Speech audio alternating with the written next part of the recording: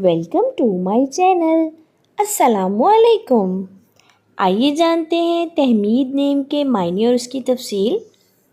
हमारा आज का बेबीज़ बॉयज़ नेम है तहमीद।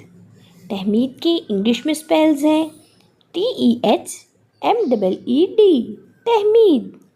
ये एक इस्लामिक नेम है और लड़कों के लिए रखा जाता है ये नाम। इस नेम के मायने हैं हम्द बयान करना। इस नेम की तफसील है तहमीद अहमद, तहमीद अहमर। इस तरह से हम ये नाम रख सकते हैं। आप भी अपने नाम का मायने जानने के लिए कमेंट्स में अपना नाम लिखें और मायने जानिए। एंड अपने नाम की स्पेशल वीडियो बनवाने के लिए भी आप मेरे कमेंट बॉक्स में अपना नाम कमेंट कर सकते हैं।